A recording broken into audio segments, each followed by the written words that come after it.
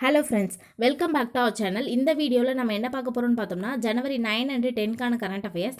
First one பார்த்தோம்னா, Russia பொருளாதார தடை சட்டம் 2025 என்ற பெயரில் எந்த நாடு மசோதாவை அறிமுகம் செய்துள்ளது? அமெரிக்க நாடு தான் மசோதாவை தான் அறிமுகம் செஞ்சுருக்காங்க.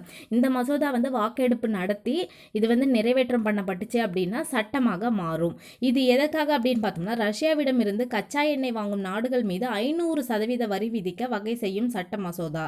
அதுக்காக தான் இந்த ரஷ்ய பொருளாதார தடை சட்டம் 2025 மசோதா அமெரிக்கா அறிமுகம் செய்திருக்காங்க. அடுத்து, தமிழகத்தில் எவ்வளவு கோடி முதலீட்டில் தொழில் முதலீட்டுக்கான புரிந்துணர்வு ஒப்பந்தங்கள் சென்னையில் தொடங்கிய தகவல் தொழில்நுட்ப மாநாட்டில் முதல்வர் மு.க. ஸ்டாலின் முன்னிலையில் கையெழுத்தானது? 9820 கோடி மதிப்பீட்டில் தான் பார்த்தோம்னா இந்த ஒப்பந்தம் கையெழுத்தாகியிருக்கு. அடுத்து, கர்ப்பைவாய் புற்றுநோய் எந்த கிருமி தொற்று காரணமாக ஏற்படுகிறது அப்படின்னு பார்த்தோம்னா, HPV வைரஸ் அப்படின்ற ஹியூமன் பாப்பிலோமா வைரஸ் அப்படின்ற வைரஸ்னால தான் கர்ப்பைவாய் புற்றுநோய் கிருமி தொற்று ஏற்படுகிறது. இப்போ பார்த்தோம்னா இந்த கர்ப்பைவாய் புற்றுநோய்க்கு இலவச தடுப்பூசி செலுத்துறதுக்காக திட்டத்தை தொடங்கியிருக்காங்க.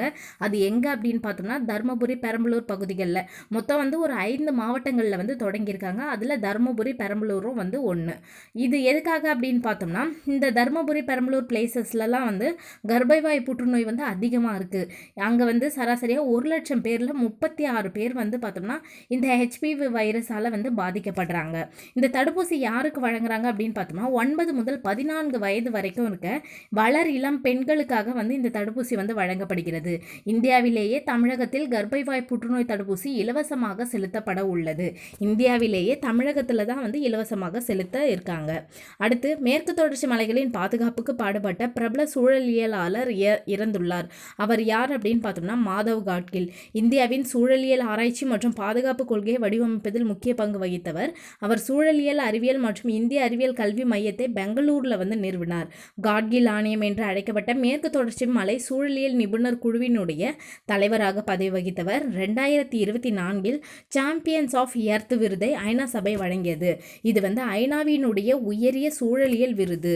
இந்த விருதை வாங்கினவர் யார் அப்படின்னு பார்த்தோம்னா, மாதவ் காட்கில் அவங்க தான் வாங்கியிருக்காங்க. மேற்கு தொடர்ச்சி மலை நிபுணர் குழு, அதாவது காட்கில் ஆணையம் அப்படின்னு சொன்னல, அந்த குழு எதுக்காக அப்படின்னு பார்த்தோம்னா, மேற்கு தொடர்ச்சி மலையில் மக்கள் தொகை அழுத்தம், பருவநிலை மாற்றம், வளர்ச்சி பணிகள் குறித்த ஆய்வெல்லாம் நடத்துறதுக்காக தான் இந்த குழு அமைக்கப்பட்டது. இந்த குழுவினுடைய தலைவராக பதவி வகித்தவர் யார் அப்படின்னு பார்த்தோம்னா, மாதவ் காட்கில் அவங்க தான். அடுத்து, ஆதார் சேவைகள் குறித்து பொதுமக்கள் எளிமையாக தெரிந்து கொள்ள எந்த அடையாள சின்னம் அறிமுகப்படுத்தப்பட்டுள்ளதாக இந்திய தனித்துவ அடையாள ஆணையம் தெரிவித்துள்ளது? உதய் அப்படின்றது தான் அறிமுகப்படுத்தியிருக்காங்க.